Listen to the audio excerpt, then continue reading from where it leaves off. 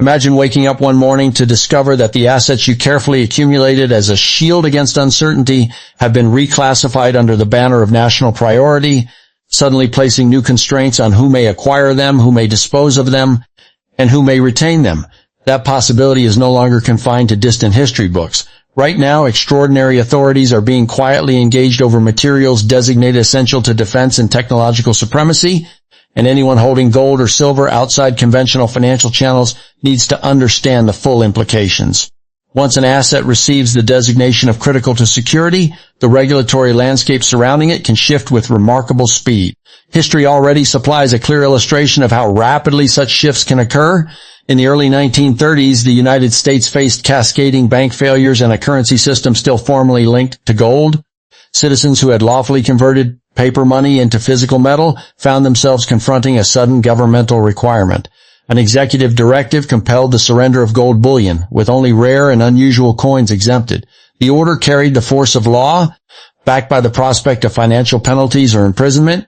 Once the metal reached official vaults, its official valuation was adjusted upward, effectively reducing the purchasing power of the currency returned in exchange. The following year, a parallel measure addressed silver of specified purity, directing it to the national mint while exempting certain coins. These actions did not arise from malice, but from the practical necessity of expanding the money supply when the existing stock of metal proved insufficient. The episode established a lasting pattern. Under sufficient economic strain, authorities will employ every available instrument to secure materials they deem indispensable. That historical sequence does not constitute a prediction of identical measures tomorrow. It does, however, supply a useful lens through which to examine contemporary developments. On the 20th of July, an executive instrument was signed directed at securing domestic supplies of minerals judged vital to national defense. The rationale appears straightforward. Modern military systems, advanced electronics, and the devices through which information is consumed all depend upon a narrow set of raw inputs, many of which currently arrive from abroad. Disruption of those channels, whether through geopolitical tension or open conflict, would leave critical industries exposed. Mapping sources and identifying vulnerabilities therefore constitutes prudent preparation. 10 days later, a further determination was issued under the Defense Production Act. That statute grants priority access to designated materials when official assessments conclude that defense requirements outweigh civilian ones. The language of the determination acknowledges the possibility that supplies may prove inadequate for simultaneous governmental and private demand. In such a contingency, the statute leaves little ambiguity about which claim prevails. The practical application of these authorities has already begun. Within recent days, certain categories of scrap metal and battery residue known as black mass have been prohibited from export for a minimum of 1 year. Materials that once moved freely through commercial channels are now subject to export restriction. The progression from inventory assessment to formal priority designation to actual market limitation has unfolded in a matter of weeks. The significance of these steps does not rest solely on the particular substances currently restricted. The more consequential element is the establishment of precedent and the demonstration of operational readiness. During the Second World War, rubber supplies critical to vehicle production were redirected entirely to defense needs when overseas sources were cut off. Entire industrial sectors, mills, and production facilities were brought under centralized direction by administrative decree. Although the present environment does not feature open conventional warfare on the scale of that earlier conflict, multiple overlapping competitions are underway simultaneously. A technological contest for supremacy in artificial intelligence, advanced semiconductors, and energy storage systems is in full motion. A sustained effort to preserve the status of the primary global reserve currency continues.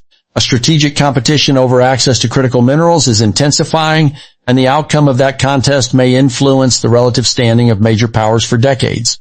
Gold and silver occupy a distinctive position within this broader landscape because of their dual character as both monetary metals and industrial inputs.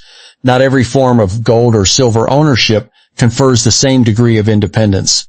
Many individuals who believe they hold the metals, in fact, possess only contractual claims. Exchange-traded funds and similar paper instruments provide convenient price exposure and high liquidity, yet they remain dependent upon the solvency and regulatory status of the issuing entities. Should authorities determine that concentrated holdings of metal under institutional control must be redirected for national purposes, the most efficient target would be those centralized, already tracked inventories. Holders of such claims would likely receive monetary compensation rather than the physical metal itself. The historical parallel is instructive. Citizens who surrendered gold in the 1930s received currency whose subsequent purchasing power was diminished by the revaluation of the metal. While ownership of a claim is analogous to possessing a coat check ticket, the ticket may be redeemed for value, yet it does not guarantee the return of the original garment when circumstances change.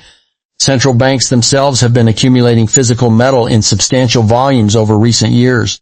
Their preference for allocated bars rather than paper substitutes reflects a deliberate avoidance of counterparty exposure and a desire to hold an asset independent of any single currency system.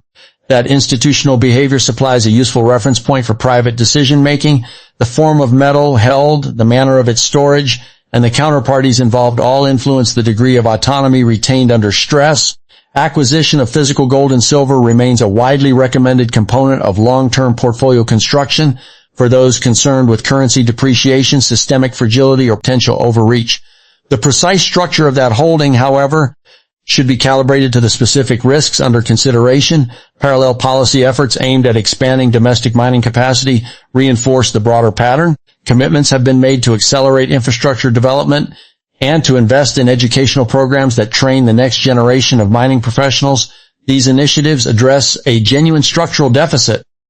Refining and processing capacity within the United States currently lags behind the scale required for strategic independence. Closing that gap will demand substantial capital outlays and, in all likelihood, further increases in public indebtedness. The question then arises at what threshold of fiscal pressure a more fundamental monetary realignment might be contemplated.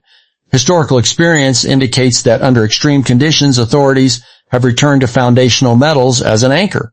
Preparation for such a contingency centers on ensuring that personal holdings remain outside the most readily accessible institutional channels. The Defense Production Act itself is not a novel invention. Its origins lie in the early Cold War period, when the capacity to mobilize industrial resources rapidly was judged essential to national survival. Successive administrations have invoked its authorities for a range of purposes, from energy production to pharmaceutical supply chains. The present application to critical minerals simply extends an existing legal framework to a new set of materials whose strategic importance has grown with technological advance. Understanding the statute's mechanics clarifies why private markets can be subordinated when official assessments declare a shortfall. Priority ratings, allocation orders, and export controls are among the tools available. Each has been employed in the past and remains available today. Global supply chains for many of these minerals remain concentrated in a small number of jurisdictions. Refining capacity for rare earth elements, cobalt, lithium, and related materials is heavily skewed toward a single major producer. Diversification of sources has become an explicit policy objective, precisely because concentration creates vulnerability. Gold and silver, while not classified in the same category as those industrial inputs, share certain characteristics. Both can serve monetary functions, both possess industrial applications, and both have historically been subject to official requisition under emergency conditions. The distinction between monetary and industrial metals can blur when fiscal and strategic pressures converge. Paper claims on gold and silver introduce an additional layer of intermediation. Custodians, trustees, and exchange operators stand between the beneficial owner and the metal itself. Regulatory changes affecting those intermediaries can alter the rights of claim holders without any direct action against individual citizens.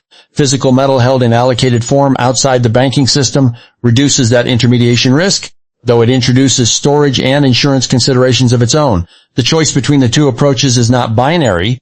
Many sophisticated holders maintain both liquid paper exposure for tactical purposes and physical reserves for strategic insurance. The weighting between the two depends upon the time horizon and the specific threats under contemplation. Currency systems themselves evolve under pressure. The transition away from a formal gold link in the early 1970s was accomplished without the physical surrender of private holdings, yet it fundamentally altered the relationship between money and metal. Subsequent decades of fiat expansion have produced repeated cycles of inflation, asset inflation, and occasional financial instability. Central bank purchases of physical gold in recent years may be interpreted as a partial hedge against the long-term consequences of that expansion. Private holders who mirror that institutional preference are, in effect, aligning their portfolios with the behavior of the largest and most informed participants in the market. The technology arms race adds further urgency. Advanced computing, renewable energy systems, and next-generation defense platforms all require materials whose supply is geographically concentrated and whose processing is energy-intensive. Securing reliable access has become a matter of industrial policy as much as traditional defense planning. Measures that prioritize domestic or allied sources over purely commercial flows are therefore consistent with broader strategic objectives. Gold and silver, although not central to semiconductor fabrication, remain relevant because they function as stores of value that are independent of any single technological or political system. Market participants who track these developments carefully observe that policy instruments once considered extraordinary can become routine once precedents are established. Export restrictions on black mass, for example, may appear limited in scope, yet they demonstrate the operational capacity to interdict commercial flows when official priorities dictate. Similar authorities could in principle be extended to other categories of material should assessments of shortage intensify. The existence of the legal framework does not guarantee its aggressive use. It does, however, remove the necessity of new legislation in a crisis. Star-drawn arrangements for physical metal merit careful attention. Allocated holdings in professional vaults offer insurance and audit trails, yet they remain subject to the legal jurisdiction in which the vault is located. Private storage introduces different risks related to security and liquidity. Diversification across jurisdictions and storage methods can mitigate single points of failure. The objective is not absolute invulnerability, which is unattainable, but a meaningful reduction in the ease with which holdings can be redirected without the owner's consent. Liquidity considerations also differ between paper and physical forms. Exchange-traded instruments can be sold within seconds during normal market conditions. Physical metal requires finding a counterparty and arranging settlement. Under stressed conditions, the liquidity advantage of paper can reverse if the underlying market for physical delivery becomes constrained. Historical episodes of monetary stress have occasionally produced premiums for physical metal over paper claims. Reflecting precisely this divergence, educational investment in mining and metallurgy forms another strand of the current policy approach. Expanding the pipeline of trained professionals addresses a long-standing shortage of expertise. The time required to bring new mines into production is measured in years rather than months. Early investment in human capital is therefore a necessary complement to capital expenditure. The scale of the effort required underscores the seriousness with which supply security is now viewed. Fiscal implications of accelerated domestic production cannot be ignored. Public investment on the scale contemplated will add to already elevated debt levels. The long-term sustainability of that debt path remains a subject of active debate among economists, market participants. Should confidence in the existing monetary framework erode, a return to some form of metallic anchor has historical precedent. Preparation for such a contingency involves ensuring that personal reserves are structured to retain value and accessibility under altered rules. The interplay between monetary metals and industrial policy is complex. Silver, in particular, occupies a dual role as both a monetary asset and an essential input in photovoltaic cells, electronics, and medical applications. Demand from industrial sources can therefore exert independent pressure on available supplies. Official prioritization of industrial or defense uses could, under extreme conditions, affect the free availability of the metal for monetary purposes. Gold faces fewer industrial constraints, yet remains subject to the same legal authorities that govern other strategic materials. International coordination adds another dimension. Allies may be encouraged to align their own export and stockpiling policies with domestic priorities. Reciprocal arrangements can expand the effective resource base available to a group of nations while restricting access for others. Private holders operating across borders must therefore consider the possibility of coordinated measures that transcend any single jurisdiction. Risk management for holders of monetary metals begins with clear identification of the threats under consideration. Currency depreciation, banking system fragility, geopolitical disruption, and potential regulatory change each imply different portfolio responses. A holding designed solely for price appreciation will differ from one intended as insurance against systemic discontinuity. Clarity of purpose guides the choice of form, storage, and counterparty. Transparency of ownership structures is equally important. Complex arrangements involving trusts, offshore entities, or layered intermediaries can introduce legal uncertainties precisely when clarity is most needed. Simpler structures that establish unambiguous title may prove more resilient under stress. Professional advice tailored to individual circumstances remains essential. Generic recommendations cannot substitute for personalized analysis. Market liquidity for physical metal is supported by a network of dealers, refiners, and vault operators. That network functions efficiently under normal conditions, yet can experience friction when demand surges or regulatory constraints tighten. Maintaining relationships with multiple counterparties reduces dependence on any single channel. Periodic verification of holdings through independent audit provides additional assurance. The evolution of digital currencies and potential central bank digital currencies introduces further considerations. Assets that exist solely as electronic ledger entries are inherently more susceptible to policy intervention than physical objects that can be stored outside the financial system. The contrast between the two forms of ownership becomes particularly salient when discussing resilience under altered monetary regimes. Historical episodes of metal requisition share certain common features: acute fiscal pressure, a perceived shortage relative to official needs, and the existence of legal authorities that can be activated without prolonged legislative debate. Contemporary conditions exhibit some of these features while differing in others. Recognition of both the similarities and the differences allows for measured preparation rather than reactive alarm. Long-term wealth preservation strategies that incorporate physical metal typically emphasize diversification, low counterparty exposure, and alignment with institutional behavior. Central bank accumulation of allocated gold provides one such reference point. Parallel accumulation by private holders does not require identical scale. It does benefit from similar principles of direct ownership and minimal intermediation. The speed with which policy instruments can be deployed has increased with modern administrative capacity. What once required months of legislative deliberation can now be accomplished through existing statutory authorities in a matter of days. Monitoring the incremental activation of those authorities supplies early indication of shifting priorities. The sequence observed in recent weeks, from supply mapping to priority designation to export restriction, illustrates the operational tempo that is now possible. Educational outreach on these topics serves a public interest function. Informed citizens are better positioned to evaluate the implications of policy developments for their own circumstances. Discussion of historical precedents, legal frameworks, and market structure contributes to that informed evaluation without prescribing specific actions. Each individual must weigh personal risk tolerance, time horizon, and existing portfolio composition. Storage security for physical holdings encompasses both physical protection and legal clarity. Insurance coverage, audit frequency, and segregation of assets from the custodian's balance sheet are among the variables that influence residual risk. Private arrangements that keep metal outside the banking system eliminate certain forms of intermediation risk, while introducing others related to personal security and estate planning. The industrial demand trajectory for silver, in particular, continues to expand with the growth of renewable energy and electronics. That demand competes with monetary demand for available supply. Official prioritization of industrial applications under defense authorities could, in theory, affect the residual available for private monetary holdings. Awareness of that potential competition informs position sizing and form selection. Gold's primary role remains monetary rather than industrial, yet it is not immune to the broader framework of strategic material authorities. Its high value density and historical association with monetary systems make it a natural focus of attention under conditions of fiscal stress.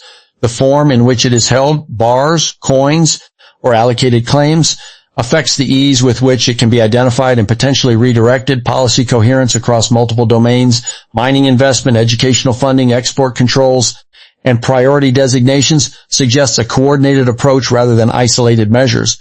The cumulative effect of these initiatives is to reduce dependence on external sources and to increase the capacity for rapid mobilization of domestic resources. Private market participants adapt by adjusting their own holdings in light of the evolving environment. Liquidity management under potential stress scenarios requires advanced planning. Establishing relationships with multiple dealers, maintaining documentation of provenance, and understanding the settlement mechanics of physical markets all contribute to readiness. Under normal conditions, these preparations may appear unnecessary. Under disrupted conditions, they can determine the difference between timely access and prolonged delay. The interaction between monetary policy and industrial policy is becoming more visible. Large-scale public investment in mining and processing capacity will influence fiscal balances, which in turn affect currency confidence. Assets that have historically served as hedges against currency debasement therefore retain relevance even as industrial priorities shift. International trade in scrap and secondary materials has long provided a flexible source of supply. Restrictions on the export of such materials alter the global distribution of recoverable resources. Domestic retention of secondary supplies can support domestic refining capacity while reducing leakage to competing jurisdictions. The precedents established by recent restrictions may be extended to other categories should strategic assessments warrant. Private holders who maintain allocated physical metal outside the commercial banking system reduce exposure to certain forms of institutional risk. The trade-off involves higher carrying costs and reduced transactional convenience.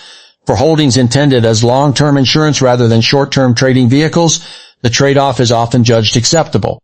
Market structure for gold and silver includes both wholesale and retail segments. Wholesale markets operate with high minimum sizes and sophisticated counterparties. Retail markets serve smaller investors with different cost structures and service levels. Understanding the distinctions helps in selecting appropriate channels for acquisition and disposal. Audit and verification practices provide ongoing assurance of holdings. Independent third-party confirmation of bar serial numbers, weight, and purity reduces the risk of discrepancies. Regular review of custody agreements ensures that terms remain consistent with the holder's objectives. The broader macroeconomic environment continues to feature elevated public debt levels, geopolitical tension, and rapid technological change. Each of these factors can influence the relative attractiveness of monetary metals. Portfolio construction that accounts for multiple possible future paths tends to be more resilient than strategies optimized for a single scenario. Educational investment in the mining sector addresses a structural shortage of skilled labor. The lead time required to train geologists, metallurgists, and engineers is substantial. Early funding of academic programs is therefore a necessary component of any serious capacity expansion. The scale of the commitment reflects the priority assigned to supply security. Fiscal consequences of accelerated domestic production will accumulate over time. Higher public spending, if not matched by corresponding revenue or efficiency gains, adds to the debt stock. Markets monitor the trajectory of that debt carefully. Sustained deterioration can influence currency valuations and, by extension, the demand for alternative stores of value. The dual character of silver as both monetary metal and industrial input creates unique dynamics. Industrial demand is relatively inelastic in the short run. Monetary demand can be more sensitive to price and confidence. Official prioritization of industrial uses under strategic authorities could temporarily constrain the free market for monetary purposes. Awareness of that possibility informs both position size and storage decisions. Gold's role as a monetary asset is more pure, yet it remains subject to the same overarching legal framework that governs other materials of strategic interest. Its high value-to-weight ratio and historical use as a settlement medium make it a natural focus under conditions of monetary stress. Direct ownership of allocated bars or coins minimizes intermediation while introducing logistical considerations. Coordination among allied nations can expand the effective resource base available for strategic purposes. Reciprocal stockpiling and shared refining capacity reduce individual vulnerabilities. Private holders operating internationally must remain attentive to the possibility of coordinated measures that affect multiple jurisdictions simultaneously. Risk assessment begins with a clear inventory of the threats under consideration. Currency debasement, financial system fragility, supply chain disruption, and regulatory change each imply different portfolio responses. A holding calibrated to one threat may be suboptimal for another. Periodic review of the threat landscape allows for timely adjustment. Transparency of title is a foundational requirement. Arrangements that obscure ownership or introduce multiple layers of intermediation can create legal uncertainties precisely when clarity is most valuable. Structures that establish direct, unambiguous ownership tend to be more robust under stress. Dealer networks provide essential liquidity for physical markets. Maintaining relationships with several counterparties reduces dependence on any single channel and improves the likelihood of timely execution under varying market conditions. Documentation of prior transactions facilitates future dealings. The emergence of digital monetary instruments introduces a new contrast with physical assets. Ledger-based claims are subject to the rules of the issuing system. Physical objects can exist outside that system. The distinction becomes particularly relevant when contemplating resilience under altered monetary regimes. Historical episodes of metal requisition share identifiable features. Fiscal pressure, perceived shortage relative to official needs, and pre-existing legal authorities that can be activated rapidly. Contemporary conditions exhibit partial overlap with those features. Recognition of both continuity and difference supports measured rather than reactive preparation. Long-term strategies that incorporate physical metal typically emphasize diversification across forms and storage locations, minimization of counterparty exposure, and alignment with the observable behavior of large institutional holders. Central bank accumulation of allocated gold provides one reference point among others. The velocity with which administrative authorities can be deployed has increased. Measures that once required extended legislative processes can now be implemented through existing statutes with minimal delay. Monitoring the incremental use of those authorities supplies useful early signals, informed discussion of historical precedents, statutory frameworks, and market structure contributes to public understanding without prescribing particular courses of action. Individual circumstances vary widely. Personalized evaluation remains essential. Security of physical holdings encompasses both physical protection against theft and legal clarity of ownership. Insurance, regular audit, and segregation from custodial balance sheets are among the variables that influence residual risk. Private storage eliminates certain institutional risks while introducing personal security considerations. Industrial demand for silver continues to expand with growth in renewable energy and electronics. That demand competes with monetary demand. Official prioritization of industrial or defense applications could affect residual free market availability. Position sizing and form selection benefit from awareness of that competition. Gold remains primarily a monetary asset, yet is not exempt from the broader strategic materials framework. Its density of value and historical monetary role make it a natural focus under fiscal stress. The physical form in which it is held affects the ease of identification and potential redirection. Policy initiatives spanning mining investment, educational funding, export controls, and priority designations form a coherent pattern aimed at reducing external dependence and enhancing mobilization capacity. Private participants adapt their holdings in light of the evolving environment. Advanced planning for liquidity under stress includes establishing multiple dealer relationships, maintaining provenance records, and understanding physical settlement mechanics. Preparations that appear redundant under normal conditions can prove decisive under disruption. Monetary and industrial policy are increasingly intertwined. Large-scale public investment in resource capacity influences fiscal balances and potentially currency confidence. Assets that have historically served as hedges retain relevance in that context. Restrictions on secondary material exports alter global distribution of recoverable resources. Domestic retention supports refining capacity while limiting leakage. The precedent may be extended should strategic assessments require. Allocated physical holdings outside the commercial banking system reduce certain forms of institutional exposure at the cost of higher carrying expenses and lower transactional convenience. For insurance-oriented reserves, the trade-off is frequently judged worthwhile. Wholesale and retail market segments operate with different minimum sizes, cost structures, and service levels. Selection of appropriate channels depends upon the scale and objectives of the holding. Independent audit and verification of holdings provide ongoing assurance. Confirmation of serial numbers, weight, and purity reduces discrepancy risk. Periodic review of custody terms ensures continued alignment with objectives. The macroeconomic backdrop features elevated public debt, geopolitical friction, and rapid technological change. Each factor can influence the relative appeal of monetary metals. Portfolios constructed with multiple possible futures in mind tend to exhibit greater resilience. Investment in mining education addresses a structural skills shortage. The time required to develop professional expertise is measured in years. Early academic funding is therefore essential to any credible capacity expansion. Fiscal effects of accelerated production will accumulate. Unmatched spending increases the debt stock. Market participants monitor that trajectory for implications on currency valuations and alternative store of value demand. Silver's dual monetary and industrial character creates distinctive market dynamics. Industrial demand is relatively price inelastic in the short term. Monetary demand is more confidence sensitive. Official prioritization of industrial uses could temporarily constrain monetary availability. Gold's monetary purity does not exempt it from strategic material authorities. High value density and historical settlement function make it a natural focus under monetary stress. Direct allocated ownership minimizes intermediation while introducing logistical requirements. Allied coordination can enlarge the effective resource pool available for strategic purposes. Shared stockpiles and refining capacity reduce individual vulnerabilities.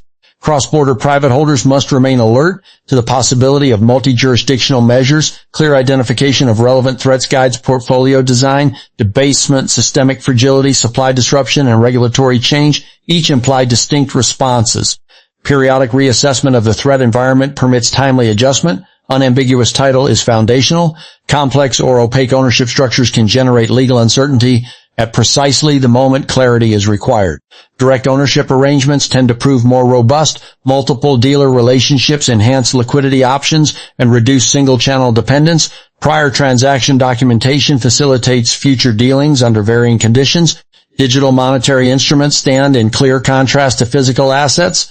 Electronic claims are governed by the rules of their issuing systems. Physical objects can exist outside those systems. The distinction gains salience under potential regime change. Past requisition episodes share fiscal pressure, perceived